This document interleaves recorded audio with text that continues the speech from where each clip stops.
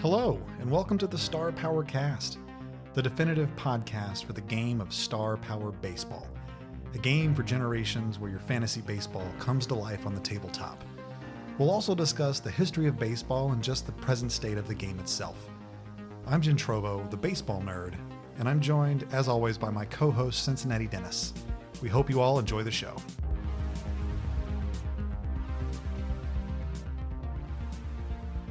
Welcome back, everybody. It has been a while since we have done a Star Power Cast.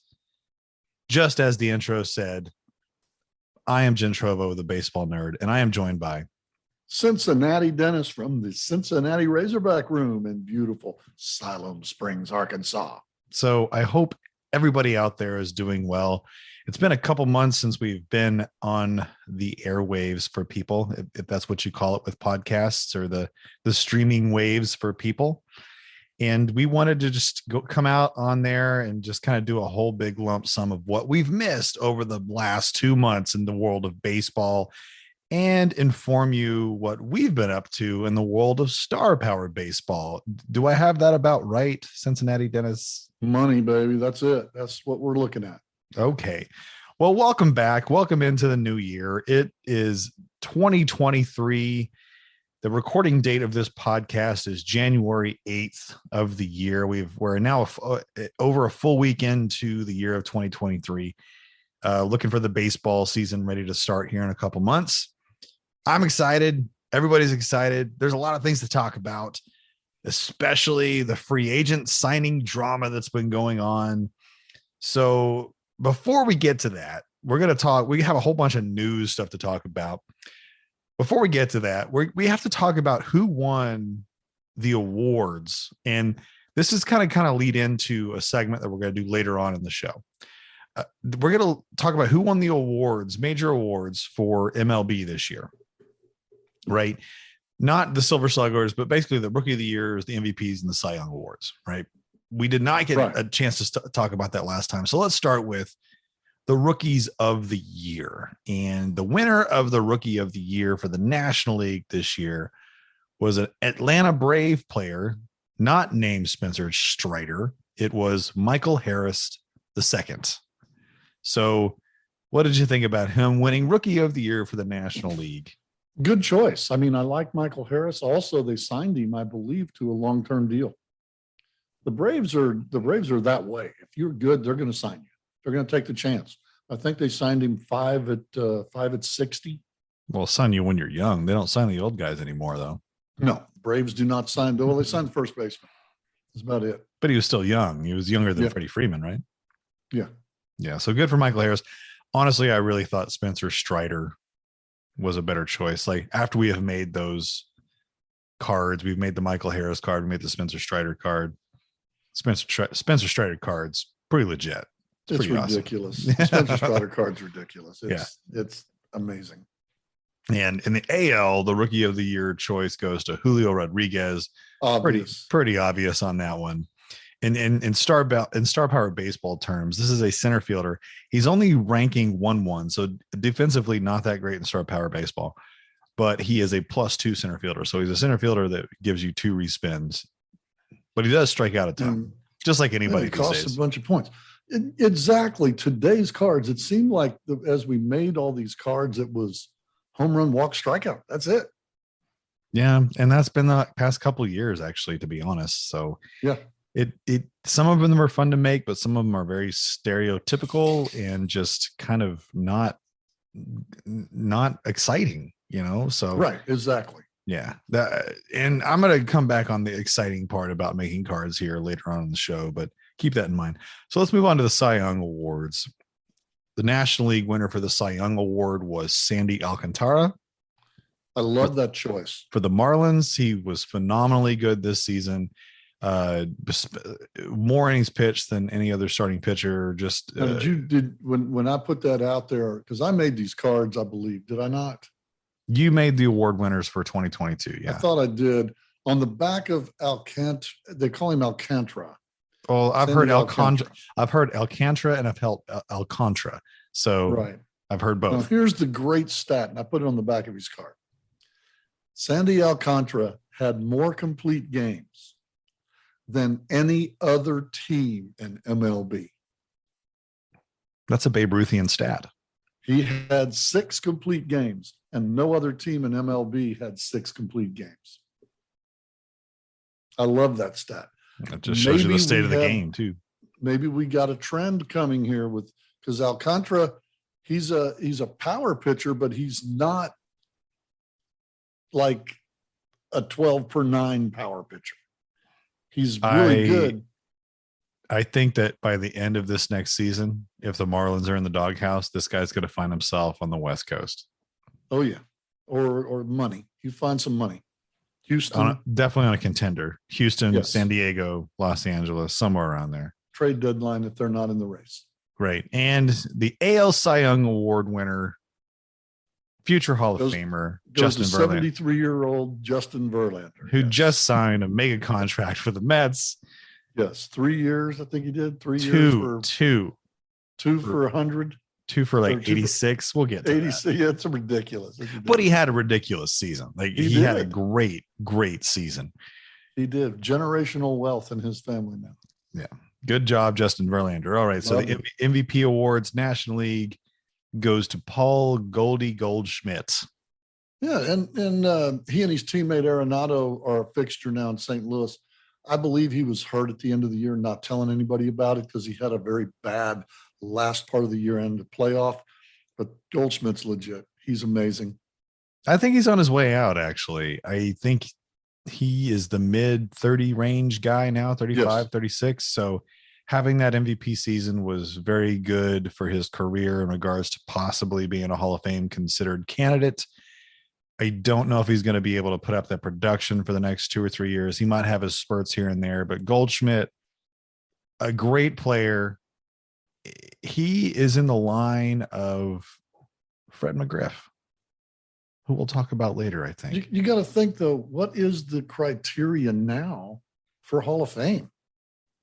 I mean, now that 500 home runs really doesn't mean much. I think it still does. I really think 500 home runs means a lot. They just got to, they can't be guys that did steroids. We're in that, okay. We're in that period of voting where it's like, hey, did this guy do those? Past the steroid era now. Well, we're hopefully getting past the steroid era. Yeah. Because when they voted, when the veterans voted, Barry Bonds got less than 4 votes. It was great. Wait, you said I thought you liked Barry Bonds. I love Barry Bonds. And wanted him to be on the Hall of Fame. I do, but I'm telling you, the Hall of Famers who were on it said no, not happening. And Clemens. Yes. Both got less than 4 votes out of the 12. That was a weird committee vote. So they put in McGriff, but they don't put in a player like Dale Murphy. Yeah, that's crazy. That's anyway, strange. It's strange. It's weird. Go the AL MVP. So the AL MVP. This was a hard choice, though. There were 2 players that were obviously the front runners. You had Shohei Ohtani, who is this generation's Babe Ruth player right now, and then you had also Aaron Judge, who is also a Babe Ruthian type of player, right? Exactly. And what I look at too, and I've thought about doing this as videos. What's the difference between the MVP and the best player? And you could go through year by year and say, okay, this year Aaron Judge wins the MVP, but was he actually the best player in the American League? And there's an argument there for no, he's not. Shohei Ohtani is probably the best player in baseball. If Shohei Ohtani is the best player in baseball, then why aren't the Angels in contention? Because they don't have a team. Okay, but we're talking about the most valuable player for the team. Aaron Judge had a season where he carried a New York Yankees team that was clearly for 2.5 months not a good team. Well, the MVP is the most valuable player in the league, and Judge bringing his team to the pennant and Ohtani not being able to, that's the difference. But as the best player in the league, shouldn't you be able to carry your team?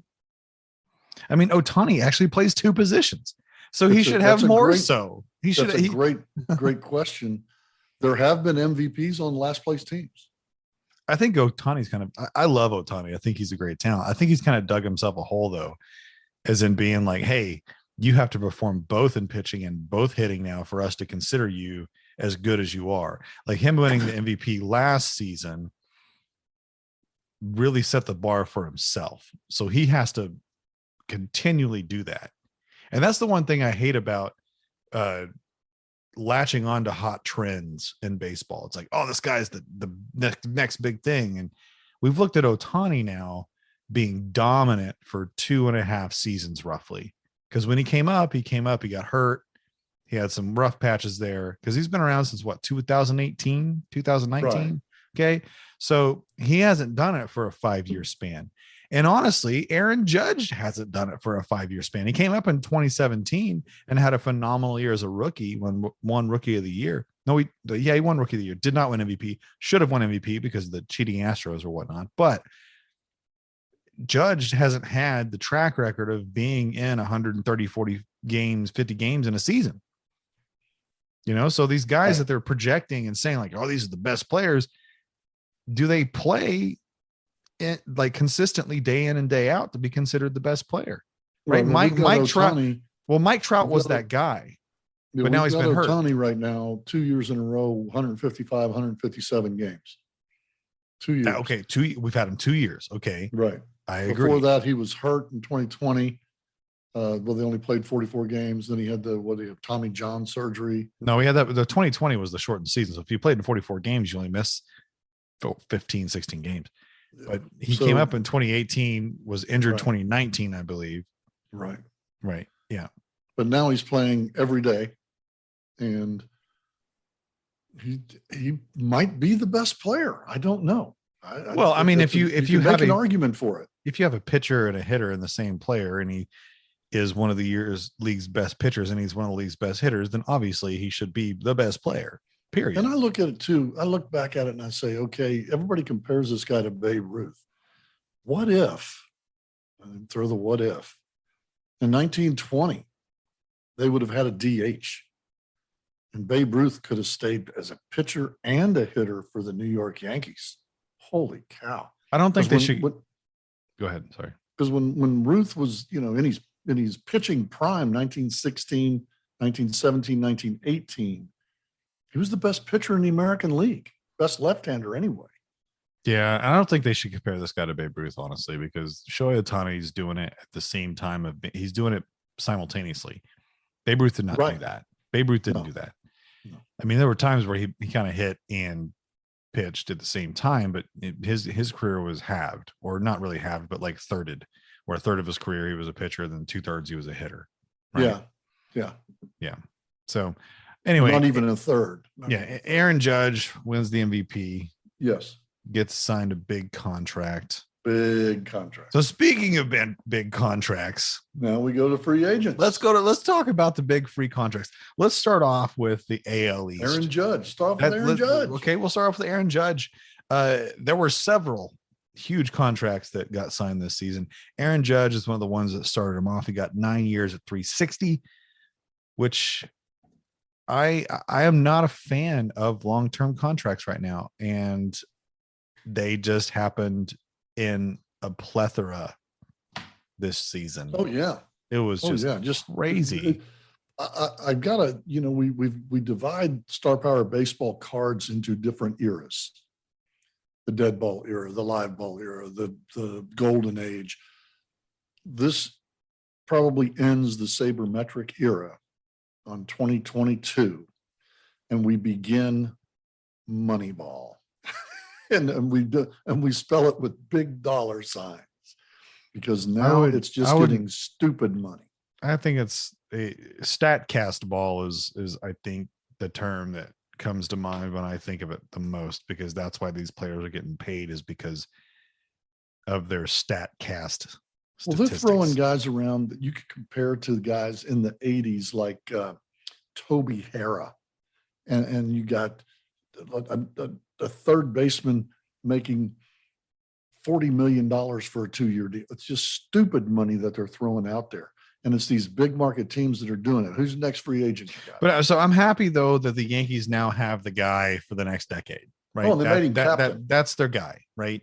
So we know the 2020s belong to Aaron Judge and the Yankees, right? I'm with you. Hopefully the Yankees win one. I would hope that. But the judge is the Yankees for the next decade. And that is a good thing for the Yankees. They always have their guy. Like Derek Jeter was the last big one that they had. Right. And like I said, they named him captain too. Yeah. Yeah. And they have the Yankees did some other moves. They got Carlos Rodon for 6 years, which is a good pitching signing. I think 6 years, again, still a long time for a pitcher. Anthony Rizzo for 2 years for $40 million. Goodbye. Because 2 years for a first baseman that's aging. I think that's a really solid pickup. And they got a reliever, Tommy Kahnle, that's coming back to the team for a couple years at 16.5 or no 11.5. So we're like about $5 or $6 million a year for Tommy Kahnle for another reliever. So I thought the Yankees actually made some smart choices this year, apart from like the whole long-term contract thing. But I'm just gonna like bug on every long-term contract. That's just a spoiler alert here. Well, the one thing that they had to do, they had to sign Judge. That they didn't really have a choice. They had to sign Aaron Judge. The fans in New York would have burned Yankee Stadium to the ground if they didn't sign Judge. Yep. All right. So Orioles, not too much. Rays, they got Zach Eflin. They did. Yes, which was a pretty good 3 for $40 million. That's a Tampa Bay Rays sign. And that's also trade bait. Yeah. That's a trade bait. Well, 3 for 40, they're not going to trade him off in the first year. Right. That's like a second or third year trade. Yeah. There you are. The Blue Jays picked up a pitcher, Chris Bassett, who was really good for the Mets last year. And they also got Kevin Kiermaier from the Rays. Kiermaier is no longer a Ray. Right. Which is sad. And he's like, what, backing up George Springer? Yeah, whatever he's doing. I don't know. Right. And then the final team in the AL East is the Boston Red Sox. Let's see what the Boston Red Sox did. Now, they have been heavily criticized through this whole offseason signing. People have been said that they're big losers. The Red Sox are destroying their franchise. Let's just see what they did here. They went out and signed a Japanese player, Masataka Yoshida, for 5 years, $90 million. He was basically an average corner outfielder. Okay, for five seasons for this guy. They went and signed Kenley Jansen, an aging closer, for 2 years at $21 million. They got Justin Turner for 2 years at $21 million. Or was Kenley Jansen at $32 million? Kenley Jansen was a little bit more expensive. And then they also got Corey Kluber for another starter. But besides that, they did not sign. Well, they also signed. Sorry. The big one, they extended Rafael Devers for 11 seasons. So Rafael Devers is essentially a Red Sox for the rest of his life. There it is. But the big thing that happened with Boston wasn't who they got. It was who they lost. Yeah, they lost the Xander Bogaerts. Yeah, that's pretty bad. That's pretty bad. It is. They lost JD Martinez. Well, Martinez, okay, fine. That I don't think that's as hurtful as Xander. No, and Red Sox fans are like, "What are we doing?" But I'm telling you, there's a method to their madness. I think they're kind of trying to become a rich man's Tampa Bay Rays. I am comparing them to the Rays. Yes. They looks like they're trying to do the Rays format, but they have money to do it. So there you go. We'll see what happens in a couple of years of the Red Sox. I think they're going to be competitive. I don't think they're going to be as bad as people say they are. Because I think the Orioles were kind of a fluke last year, but we'll see. All you got to do is remember, to make the playoffs, you just got to be 500 going into September. If you're 500 going into September, you're a contender. Yeah. Yeah. So we're moving over across leagues to the NL East. All right. We'll start with the Nationals. They didn't really do much. Okay. No. We'll go to the Marlins. They signed Gene Segura. Good job, Marlins. Yes, it is. Segura, he's aging, but the guy's solid, and he didn't pay a whole lot for him. Yeah. All right. We'll go to the Phillies. Oh, they did some stuff. They signed a lot of people. They got one of the big shortstop names, Trey Turner, 11 years, $300 million. Stepped up. Wow. I just think as 11 years. Right. When is the last time we've ever seen a contract that has been double digits that's worked out for somebody? Never. We never see it. And so by the time they get into the year 5 or 6 of that contract, and they have like this $30 million shortstop that doesn't do anything, and they have to move to possibly second base or first base because he can't move anymore. Right. I don't know. I don't know. I love Trey. Well, you got to consider too, last year was his age 29 season. They signed him 11 years. He'll be 41 when his contract's up. Yikes. They did get a good, they did get a good pitcher with Taiwan Walker, 4 years, 72. They picked up an older reliever, just like the Red Sox did. They got Craig Kimbrell for a year for $10 million. Yes, I saw that. Yes. Hopefully that works out. And then they just now made a trade with the Detroit Tigers and got top reliever Gregory Soto, and then traded away a few of their players, prospects, like young guys, for another reliever. Yeah. So who else besides the Mets? I want to save the Mets for last. I got the Nationals, the Phillies, the Marlins. Who am I missing in the East? Braves. The Braves. Oh, I didn't write down who the Braves got. I totally missed that on my notes. I know they signed some people, right? Did the Braves sign anybody? I didn't see who the Braves got. I thought they signed a relief pitcher. Yeah, I messed that one up. And they signed their rookie of the year. And so they also signed Spencer Strider. Okay, so they signed their young guys then, right? Well, that's the way the Braves are doing it now. They're just keeping their young kids and hoping that that'll work for them. And I can't see it failing. I see that as a great way to go. Yeah, we'll see that as what a formula. Let me get you when you're young, and I'm going to sign you for 5, 6, 7 years. If you don't pan out, I'm only in for 5, 6, 7 years. You're gone when you're 25. Go. Okay. Moving on to the New York Mets. The New York Mets, the new soap opera of baseball. See how much money we can spend. Let's just start with Edwin Diaz, 5 years, $100 million for the closer. Then let's move unprecedented. Then let's move on to Kodai Senga, a Japanese starting pitcher, 5 years, $75 million. Then we'll move on to Jose Quintana, 2 years, 26. Adam Ottavino for 2 for 14. Justin Verlander, 2 years, $86 million. There's he's only 61. He's okay. Yep. Then Brandon Nimmo, bringing back Brandon Nimmo, which I think that is the smartest thing they did. Long time though, 8 years, 160 something for him. But Brandon Nimmo is an underrated guy in this league, I believe. Brandon Nimmo is a good ball player. Yeah.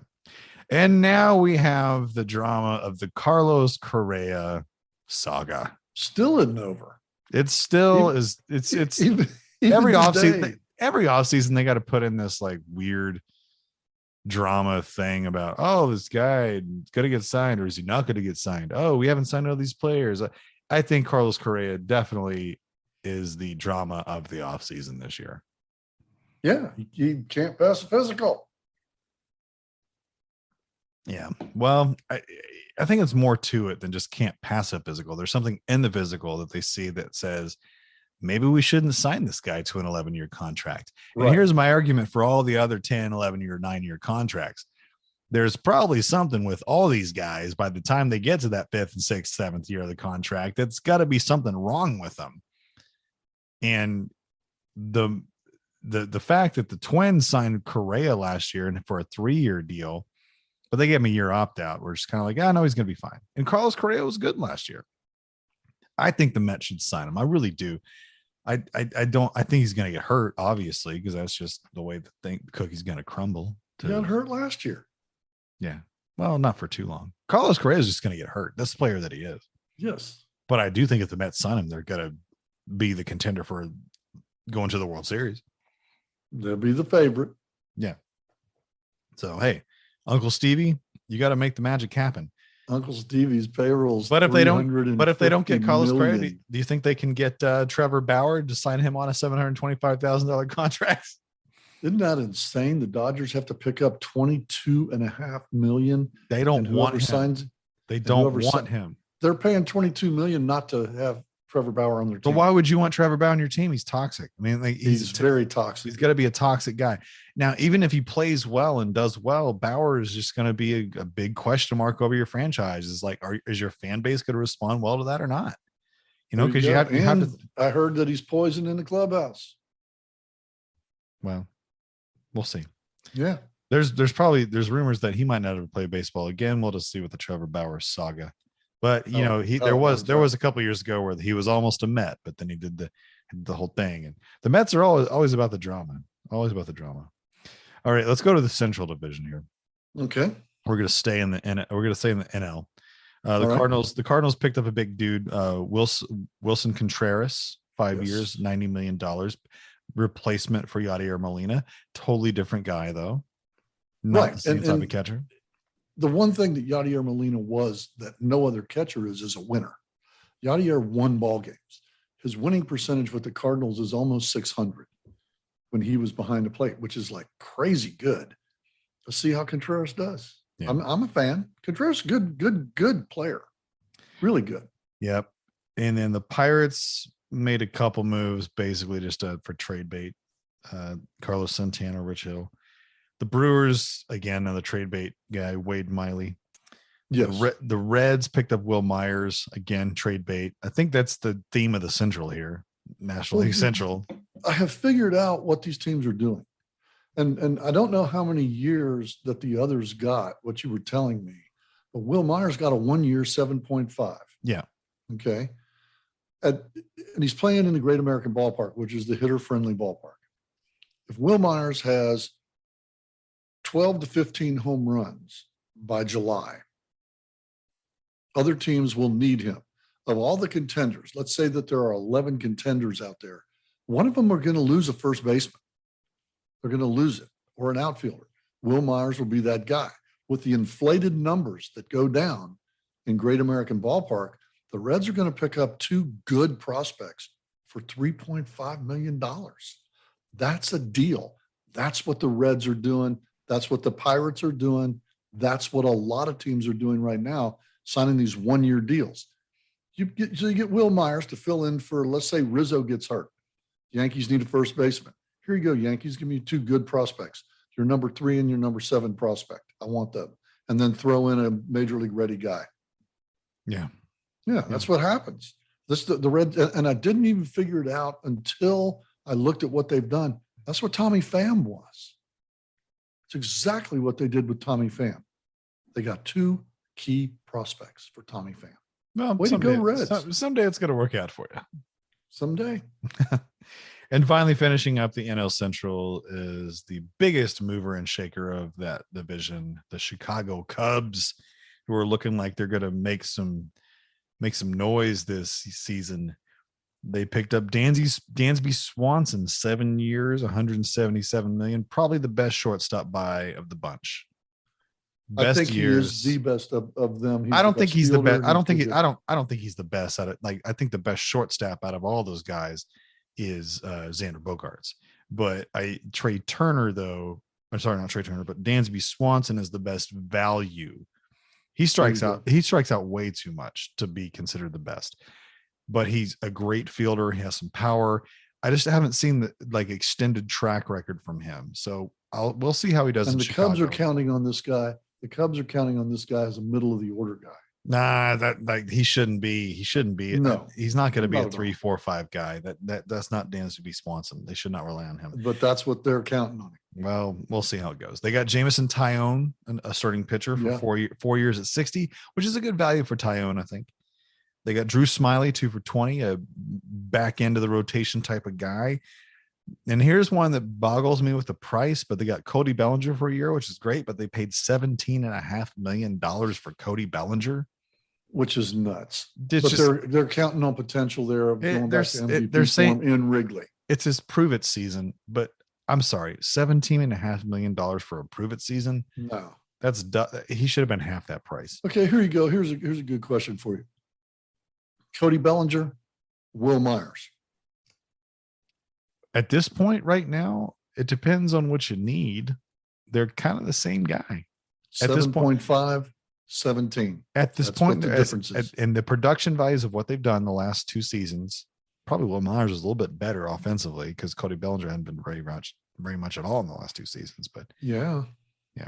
and Cody Bellinger is better defensively, though. I will give Yeah, him he that. can play center field. Yeah. They did pick up your former dude, Tucker Barnhart. The good backup catcher. The 2 Reds also 2 years. The Reds picked up another catcher and gave him minor league. Well, I'm not going to talk about the Reds. Okay. They did some stupid stuff. And finally, the Cubs got Castellini, I don't like you. Castellini? That's the Casali? guy that run. It's the owner. Oh, okay. Oh, didn't know that. Okay. And finally, the Cubs get Eric Hosmer And I'm wondering why. because he's available. Is that what it is? Here, I I need to guess. spend some money. Eric Hosmer. He's a world Hey, champion. Eric Hosmer's out there. Flash your ring around, Eric. Moving over to the AL Central, the White Sox, Mike Clevenger for a year for 12, and then Andrew Benintendi, 5 years, $75 million, which is the largest White Sox contract ever. Think about that. Yeah. Isn't that weird? They didn't sign Jose Abreu. Yeah.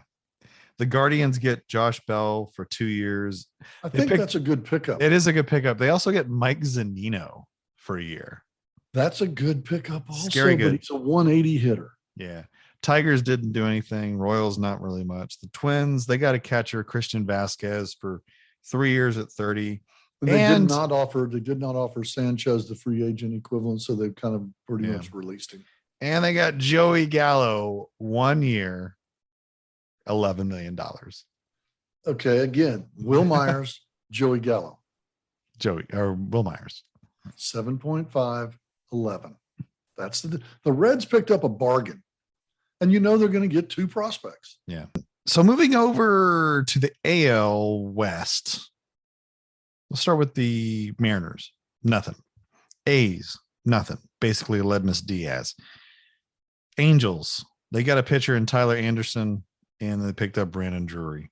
Meh. Astros, they did pick up a first baseman, Jose Abreu. That was a big pickup because they got rid of Yuli Gurriel. Yeah. They also signed their relief pitcher, Rafael Montero, for 3 years, which was pretty good because he was a big staple in the postseason for them. And they also signed Michael Brantley to an additional year, see if he can probably do anything. And then the big team of the AL West here is the Texas Rangers. Let's spend some money. Texas oil money. They are trying to buy a championship. They got Jacob deGrom, 5 for 165, 185. Yeah, almost 40 a year, 38, 37 a year. Picked up Nathan Eovaldi, 2 for 34. Andrew Heaney, 2 for 25, and Martin Perez, 1 for 20. So they basically just went out and bought like 4 arms. And they re-signed their closer, and they re-signed their number 2 left-handed pitcher. Yeah.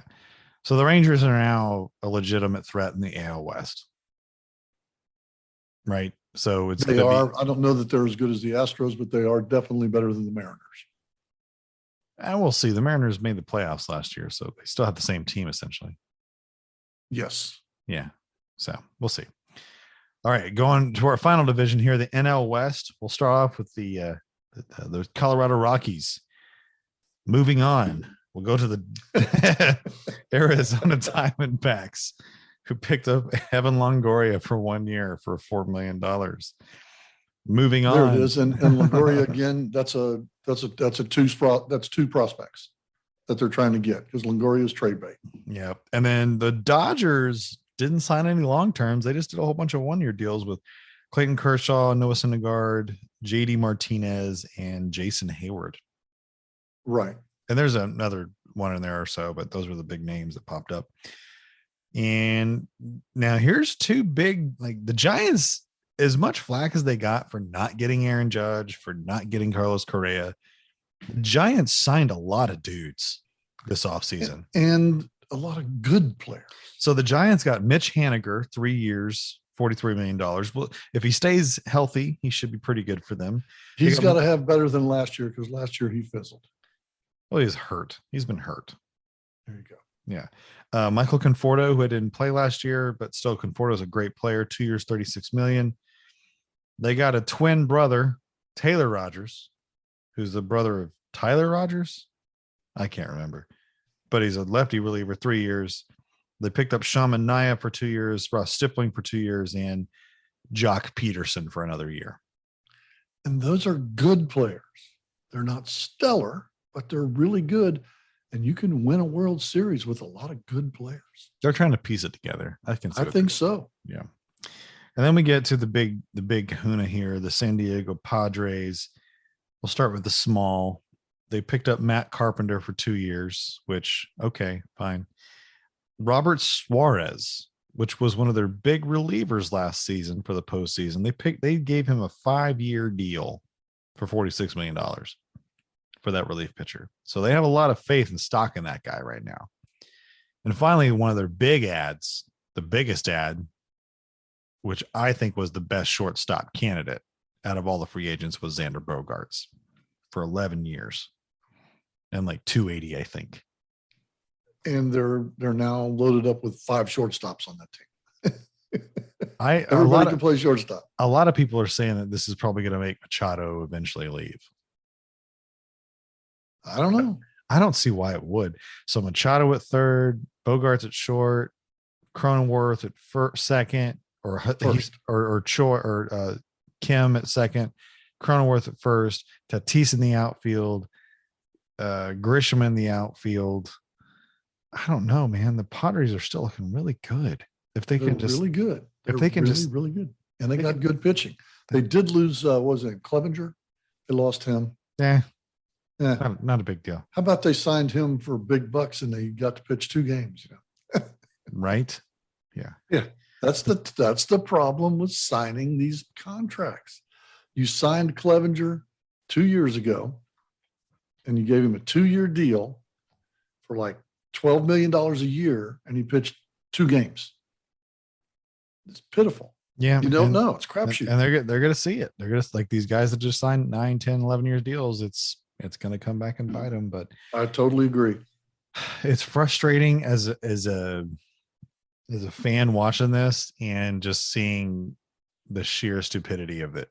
Like, I'm glad these guys are getting paid the money. Like, hey, cool, you're getting money, whatever. But I'm not glad because they're just setting this precedent that is dumb and you hear me irresponsible. Talk about the Reds. You hear me talk about the Reds albatross all the time, the Joey Votto deal. I can lose 100 games without spending $25 million at first base for a 250 hitter. I don't need that. Joey Votto's not a 250 hitter. Not anymore. Now he's a 212 hitter. This is my problem with the long-term contracts is you are remembering these guys in their late stages of their careers and not remembering how good they were when they were in their prime. Yeah, agreed. Just so basically what you're saying then is we got Joey Votto for the Reds at a bargain, and now we're paying the price for the bargain. We underpaid him for 10 years, and the last 3 years we're going to overpay him. Then that's what's happening with Aaron Judge. You're going to love him for 5 years. You're going to hate him for 6. I hope that's not the case, but it looks like it, Yeah. Because I used to love Joey Votto, man. I got Joey Votto t-shirts. I got Joey Votto. I love Joey. And now, man, it just tears me up every time I watch him battle. It's like watching a car wreck. Well, I think you're just a Cincinnati Reds fan expecting your guys' team to win when you're not going to. No, we're going to win 70 ball games this year and feel good about it. We're going to go. I'm hoping 70 is it. I'm hoping 70 and 92. That's what I'm looking for this year. I wish the Reds were good. I just don't see it. I don't see it happening. So those are the big free agent signings this offseason. Lots of years, lots of money, billions of dollars being spent. We'll see how it pays off in the future. Speaking of the future, when players retire, they hope to get to the one-day established Hall of Fame. And there were several candidates up for the committee vote this year. And it was the Veterans Committee. It was the modern day players. Barry Bonds, Roger Clemens, Rafael Palmeiro, the greats, Sosa, the greats, and the one lone player that made it in. One guy. My favorite player of the 1990s. Oh, yes. Yes, I wore his number when I was a baseball player because he used to wear number 19. I think it was when he was with the Padres. Fred McGriff. I love Fred McGriff. Congratulations.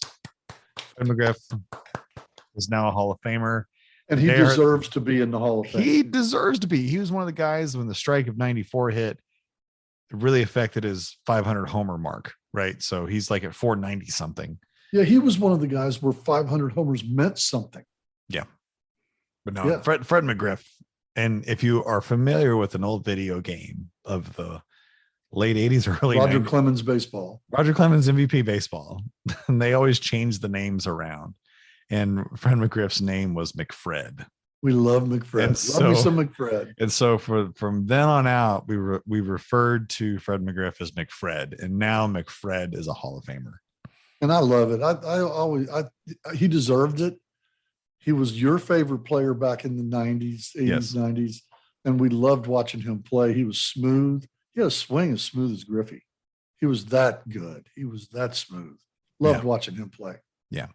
And I think another thing that really prevented him from getting into the Hall of Fame as quickly as he should have was that he was a team jumper for a while, right? He never really stood with the team more than 5 or 6 years. Right.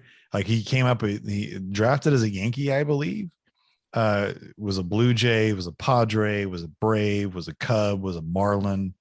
I mean, he was a journeyman for a while.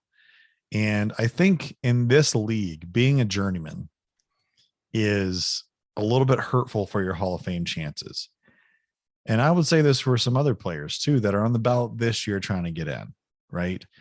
So if we look at the ballot for the Hall of Fame this year, the leading candidate, if you look at Ryan Thibodeau's Baseball Hall of Fame tracker, Scott Rowland is sitting roughly around 80% with, 29-30% of the votes being tabulated so far. So Scott Rowland has the best chance of getting in. A guy that I think that should get in, that's not going to get in this year, maybe it takes him a few years to do it, is Carlos Beltran.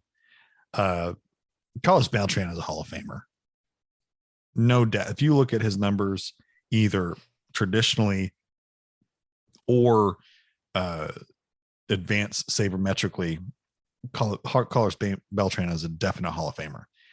And I think one of the things that's keeping him out is the 2017 Astros scandal, where some of these people are looking upon the new news of him being like, oh, you were a part of this 2017 team that theoretically cheated to win a World Series.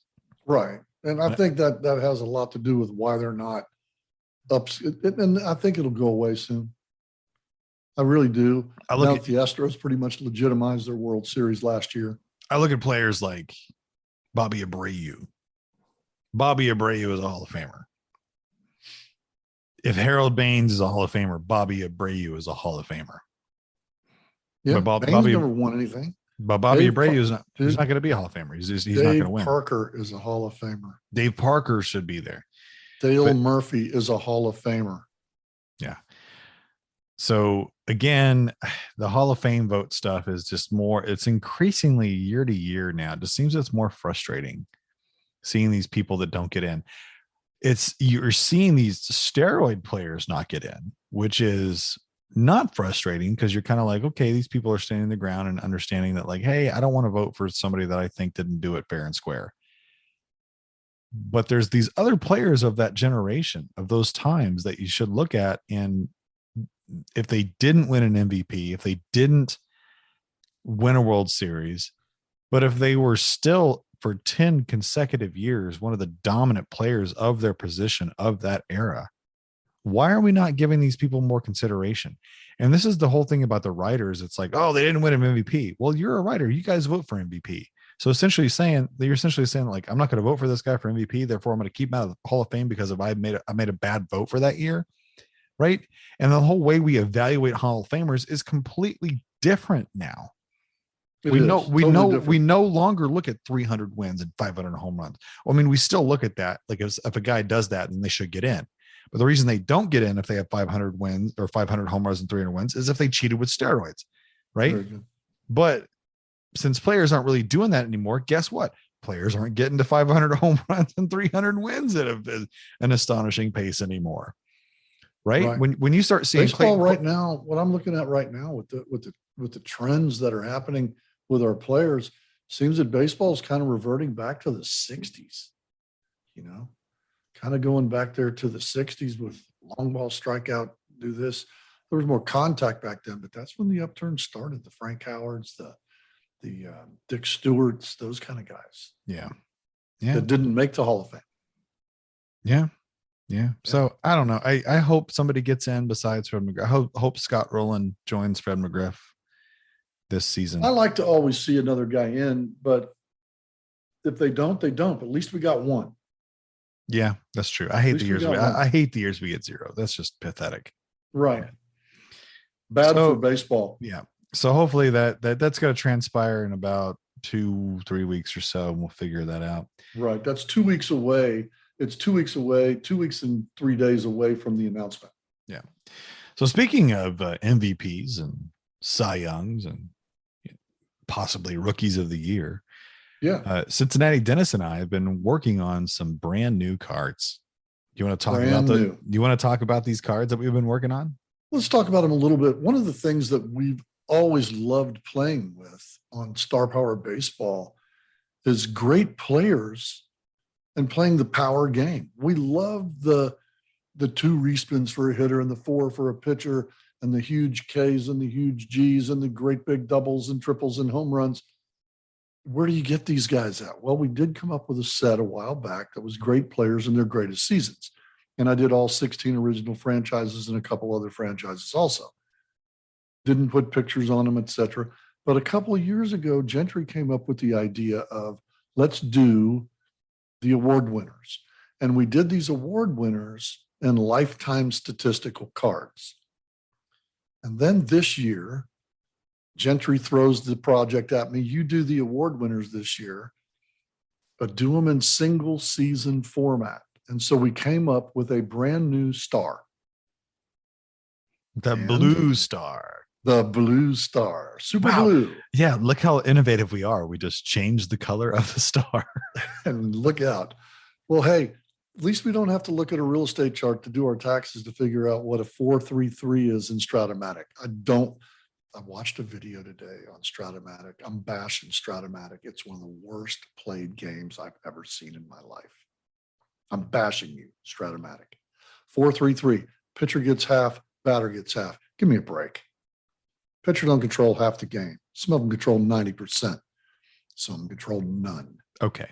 Get off of it. I'm done bashing. But anyway, go back to our award-winning cards, the award winners. We start with 1911 because that's when the first Chalmers Awards were actually given. 1910, by the way, Chalmers is an automobile that was later purchased by Chrysler Corporation. It was considered an affordable, great car of the early 1900s. And they decided for an advertising gimmick that they were going to give the batting champion of the American League a car in 1910. On the last day of the season, Ty Cobb and Napoleon Lajoie were almost tied for the batting championship. Everybody hates Ty Cobb. Everybody loves Knapp.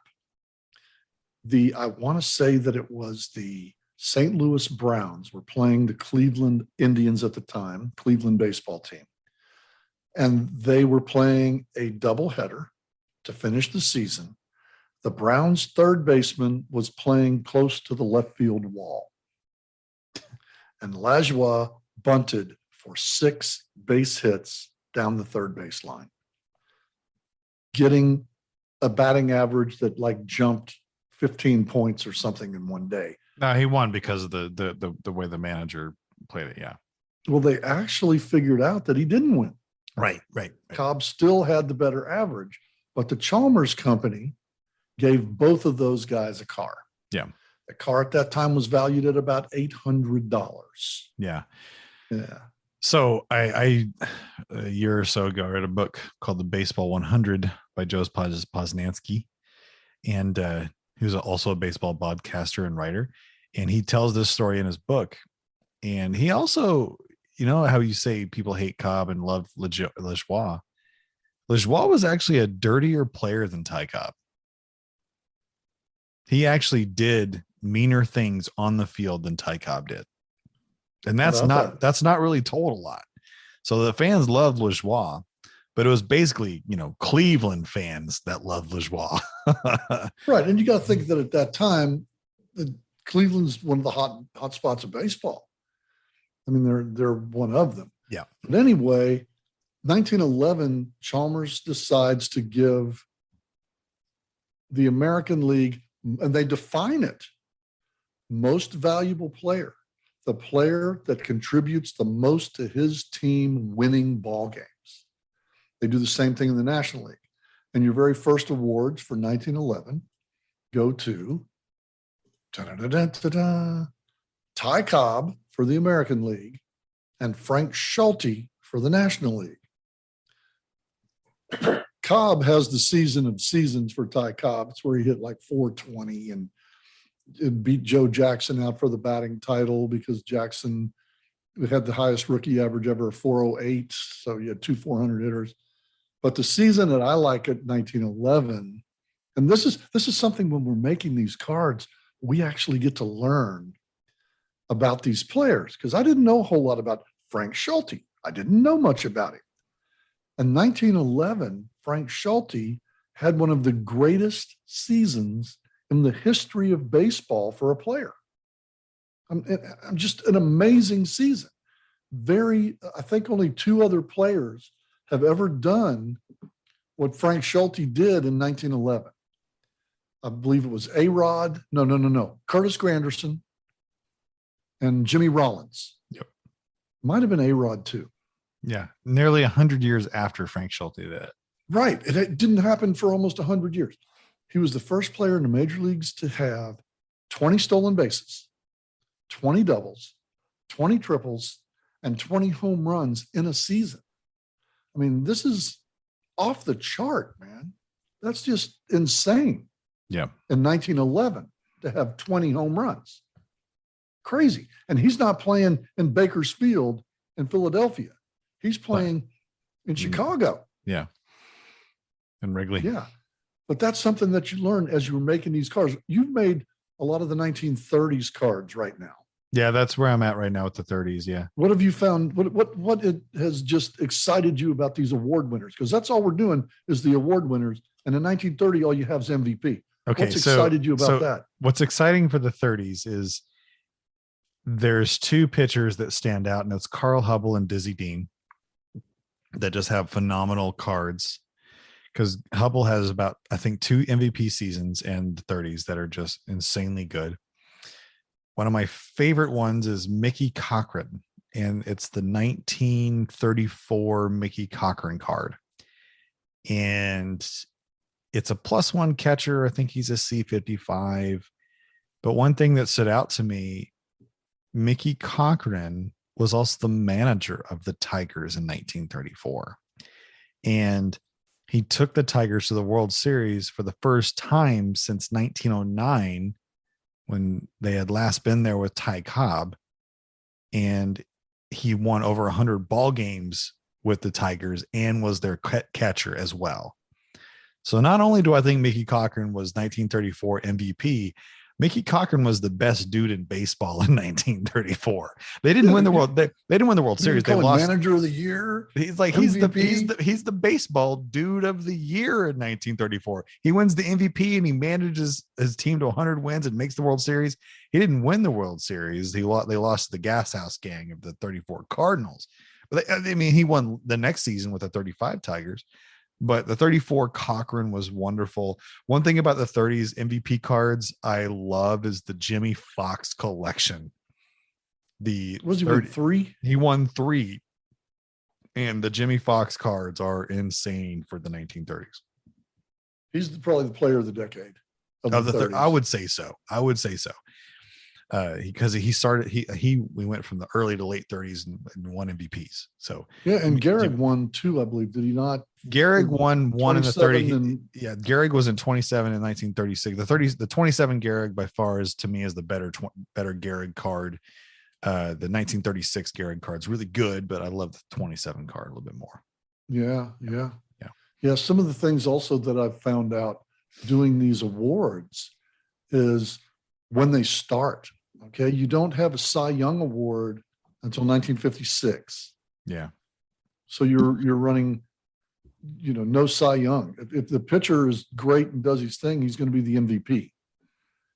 And then in 56, you get the Cy Young Award. But from 56 to I think it was 65, there's only one Cy Young winner. Yeah. For MLB. Yeah.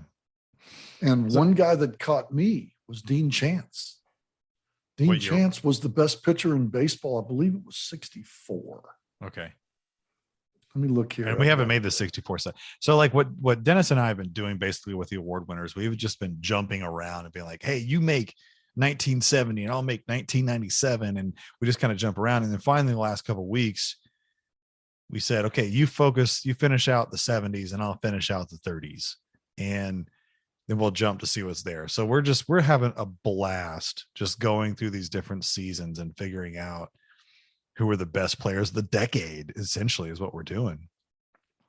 Without a doubt. And it's so much fun. Okay, here you go. Here's the controversial year. This is the controversial year. Who is the MVP and who is the best player? And that's 1941, American League. Joe DiMaggio versus Ted Williams. Ted Williams hits 406. Joe DiMaggio has a 56 game hitting streak. Which is more impressive? I think one's more impressive. Honestly, if you ever have watched the Ken Burns documentary, they spent a really good time on this segment. This is a big highlight of that documentary. And honestly, I think this season would be able to constitute a 2-hour documentary of just the impact of the season and what happened after, because World War II happened right after this season. And so this is, for me personally and historically, I think this is one of the greatest seasons in baseball history. And especially with the DiMaggio run, the Williams 406 batting average season. Then didn't the World Series end with Dodgers Yankees? So the pass ball from what's the catcher's name? Mickey Owen. Mickey Owen, Mickey Owen. So again, one of the greatest seasons ever in baseball history, and especially what it ended up as. Well, let me just tell you the most. I would say this. I would say the 41 DiMaggio is probably more expensive because he's a center fielder, right? But who would in their right mind pass up a 406 hitter? Why would 35 homers? Why would you ever pass that up? There it is. Okay. And then and we had a big discussion on our Facebook page. Doesn't he get on base 50% of the time? Over almost 60% of the time. Yeah. DiMaggio's at almost 50%. Sorry, I love Joe D, but I'm going Ted Williams on that argument. All right. Now here's the one thing though that you got to these are the stats. Ted Williams hit 400. It had been done many, many times before. Okay. In the 20s in the 30s, 20s and 30s. Well, last time was 1930. Once or twice in the 30s, several times in the 20s. Okay. Once in the 30s, several times in the 20s because they juiced the ball. Okay. And in the O's and in the 10s, it had been done. Well, because that was different baseball. And the writers looked at 400 as, meh, we've seen it. Been there, done that. But Joltin' Joe did something that had never been done in the history of baseball. He hit safely in 56 games, not only breaking the record, shattering the record of consecutive game hitting streak. No, you're right. Yeah. And that is something that had never been done. Yeah. Well, so that's the way the writers looked at it. I can see why they voted him MVP. Well, Willie Keeler had a 44, right? Yes. Okay. So that's not 56. It's 12 games. It's additional 2 weeks. I get it. But but both those players had done something that has not been done since. Now see, but you don't vote on the MVP in 1941 looking at the future. Yeah. You can only look at the past. And that's what they said.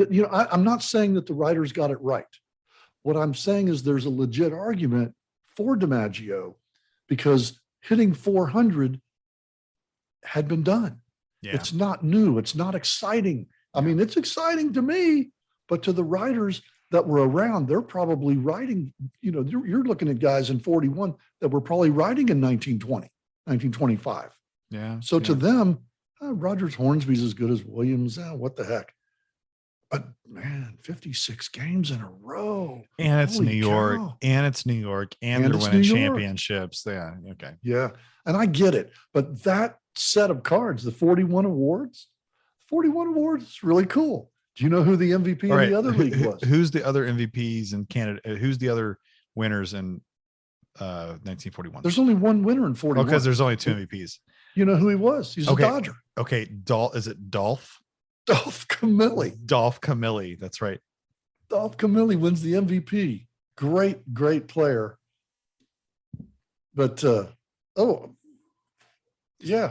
just a great player. Yeah.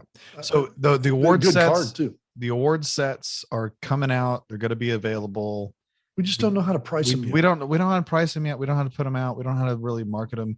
Honestly, it's going to be like I think it's going to turn into like who wants what type of thing. Yeah. These are single season cards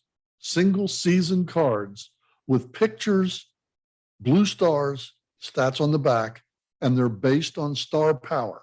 For example, the Joe DiMaggio, 1941, exceeds the 25-point cap, which we are doing on most of your retired lifetime. But DiMaggio comes in at 26 points. Yeah. 26 star power. And in case you are wondering, yes, we have made the 2001 Barry Bonds card. Which is just ridiculously good. And you can now see why Barry Bonds is not in the Hall of Fame. Yeah. You're just like, okay, yep, that was a shot in the arm right there. All right. So anyway, moving on, last couple things here. Star Power Challenge is still going on. We're trying to figure the winners we did December/January winners. Right, we're trying to get the last of the Final Fours. Here's the thing: Yankees, Red Sox is one half. The other half is Giants, and we don't know who the third one, the Final Four is. Right. So it's Pirates, Cardinals, Braves, and Pirates, Cardinals, Braves, Dodgers. Yeah. So the winner of those four, and right now it's tied. So we need your results. If you're listening to this, we need results if you're playing that. Okay. Yes. Quickly. Yep. And then finally, to end the podcast, we're going to talk about a future podcast. So yes. Cincinnati Dennis and I have been working on an idea for a while, and it's going to be an entirely brand new podcast. We don't have a title for it yet, but we have an idea. And we are going to create the first, I don't know if it's the first, but we've been looking this up and we haven't seen another one on the internet so far about this. We're going to create a Hall of Fame baseball podcast, strictly with Hall of Famers, strictly focused on people that are in the Hall of Fame. It's going to be the Hall of Fame history. And it's going to be a little bit different type of podcast than what we do here. It's going to be a little bit more produced in regards to trying to find sound bites and just other little things that we can find, bits on the internet about these players and the history of all this type of stuff. We're going to try to find more people to talk about these players if they have insights on them. So it's going to be more of a series event where we're going to have multiple series of episodes or seasons of episodes with limited series or episodes in those series. But we're going into a new realm of podcasting this coming season. Hopefully, probably by the summertime, I guess, is when we're going to try to release some of these episodes. And we're super excited about it because there's really not any other podcasts out there that give you a history of Hall of Fame players and why these guys are in the Hall of Fame. And so we thought it'd be a great idea to give everybody that. Yes, I want to know the biography of Hack Wilson. Tell me about it. Instead of having to read it, tell me about it. I want to hear it on a podcast. Yeah. I want to know why Pedro Martinez was Pedro Martinez. I want to know who these guys are. And that's what we're going to do on these podcasts. And we're not going to go into chronological orders. We're going to just cross them off as we finish them. Yeah. We'll pick 5, 6, 7 guys a season or however many that we decide. Right.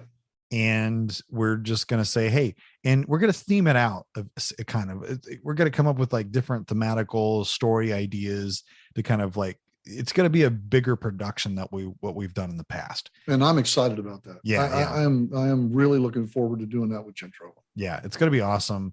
It's going to, the sound quality is going to be great. The music's going to be great. And it's just going to be like a little adventure for every player for each episode. So I hope you guys, hope you enjoy that. Hope we do well on it. And we're looking forward to it. But other than that, that's it for today. We've been talking for a while. It's been. Let's do a quick little commercial right here. We still have Star Power baseball games out there. We've sold quite a few over the Christmas holidays. There are still some remaining from the Christmas special. $99 buys you a Star Power baseball game, complete with all the players, all the cards, and it's shipped for $99. A box so it doesn't get crushed and crumpled. And you can get that through us by emailing us at warhammerworld@hotmail.com. You can contact us on our Star Power baseball page, and we don't give out phone numbers anymore. We're not doing that ever again. 8675-309. And that's for Jenny. That's it. That's it. But no, that's but coming out the new cards. Also, if you would like to donate any money, you can donate money to the Human Fund. Money. All right. Sorry. And it's sorry. yes, Sorry. there it is. Okay. Festivus is coming up soon too. All right. So hey, we really enjoy having you. The next podcast we're going to do will be just before opening day, is what I'm thinking, huh? Probably a little bit before that. Probably around spring training time. Get around to spring training, see who's getting in and who's getting out. Yes. Yep. Yes, and we'll not even talk about Trevor Bauer. Yep. All right. Well, wait, who's this guy? Yes, right, nobody. All right. So I'm for Star Powercast. I am Gentrova. Call you over the baseball nerd. And Cincinnati Dennis in Siloam Springs, Arkansas, in the Cincinnati Razorback room. Hey guys, we enjoyed having you. Thank you for listening today. And as we always say, dice are nice, but the spin is in. We'll see you next time on Star Power Cast.